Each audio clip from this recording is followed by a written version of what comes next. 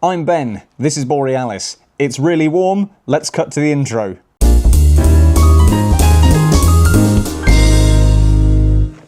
This is Borealis, a game for 2 to 4 players designed by Dariusz Mindur and published by Lucky Duck Games. In Borealis Arctic Expeditions, you take control of scientific teams venturing north into uncharted Arctic territory to take as many pictures of its adorable Arctic inhabitants as possible. Try saying that 5 times fast.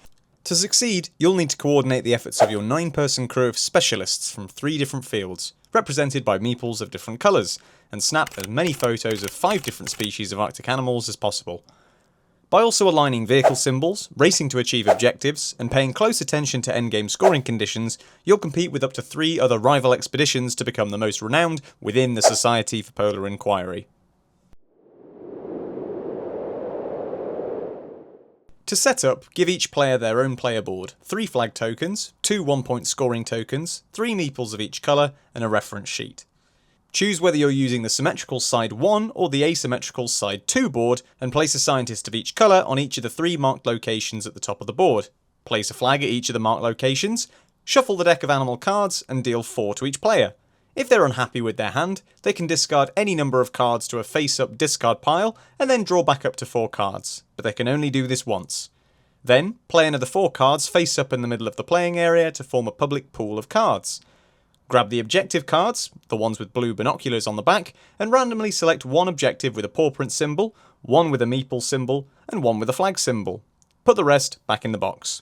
Place a 5-point token in front of each of these for each player. These are first come first served objectives that players will have to race to accomplish. Randomly select 2 scoring cards, the ones with the feather on the back, and put the rest back in the box. These are endgame scoring objectives that you have the entire game to focus on. Finally, give the first player snowflake token to whoever lives the furthest north, or choose your own criteria, and you're done setting up. Everlasting fame and maybe even a tiny snow-covered island in your name is up for grabs. So, let's learn how to play. A game of Borealis is played over a series of rounds, with players taking turns to play a card from their hand, in other words taking a picture, and hoping to score as many points as they can along the way, represented by this symbol here, the compass rose. On your turn, you'll take one of 2 actions: observe an animal, or regroup. The observe action is what you'll be doing on most of your turns, and it's split into 4 steps. Step 1. Take a card from your hand and play it to a location on your board, making sure that the 2 scientist colours printed on your card are present at that location. If the matching scientists aren't present, you can't play the card there. Step 2. Slide the scientists according to the arrows on the card, either to another location or to a camp marked by an igloo. We'll discuss camps more in a second. Step 3. If the vehicle on the card matches a vehicle symbol in the space below that location's flag marker, advance your flag down 1 step on the exploration track. The further you go, the more points you earn.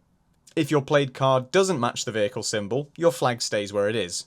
Step 4. Finally, take a card from the pool of cards from the centre of the table.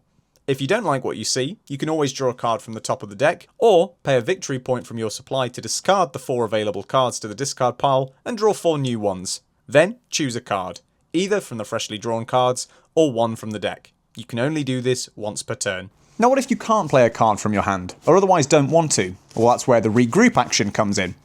To regroup, first discard up to 4 cards from your hand to the discard pile, and draw back up to 4 cards from the deck, not from the visible pool of cards. Then, take 1 victory point token for every scientist currently sipping cocoa in camp on either side of your board.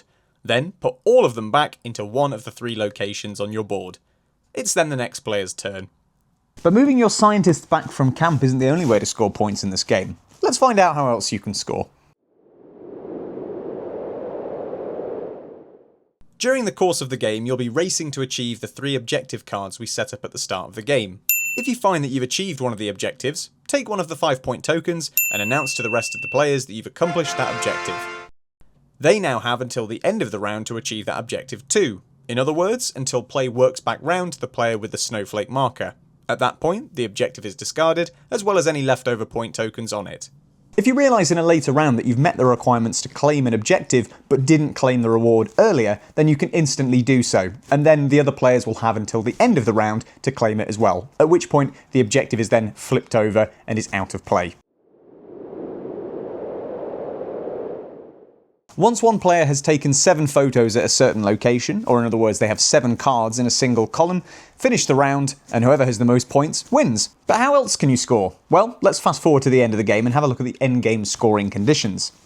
The included score pad will guide you through the scoring process at the end of the game. Start from the top and work your way down. First, score animal groups by checking the number of animals of each species that you have in each location against the table on the right of your player board.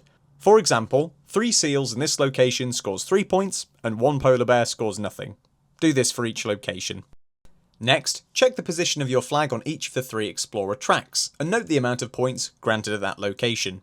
As a reminder, the outer tracks score higher than the middle track. Next, check the cards in your display, and count up the number of compass roses printed on the cards, then add them to your score.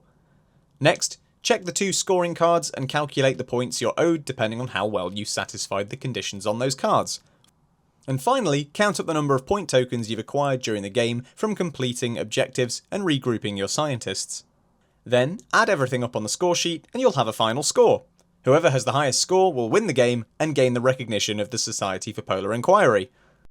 But if you really want to go down in history as a polar pro and gain everlasting fame with the Society for Polar Inquiry, flip to the back of the rulebook and have a look at the achievements page. After each game, mark off any achievements you managed to accomplish, and over time you can progress from Tundra Tourist to Boreal Backpacker and finally Polar Pro. And that's everything you need to know about Borealis. All you need now is the game. Pre-order before the 16th of July and you'll get your hands on the Society for Polar Inquiry promo pack. Need to get my teeth back in. And that will get you a couple of upgraded components, some extra objectives, some extra scoring cards, more ways to gain favour in the eyes of the Society for Polar Inquiry. If you like this video, let us know in the comments. It'll help us make more videos like this, or make less videos like this. But for now, I've been Ben, this has been Borealis. Thanks for watching, guys. Oops.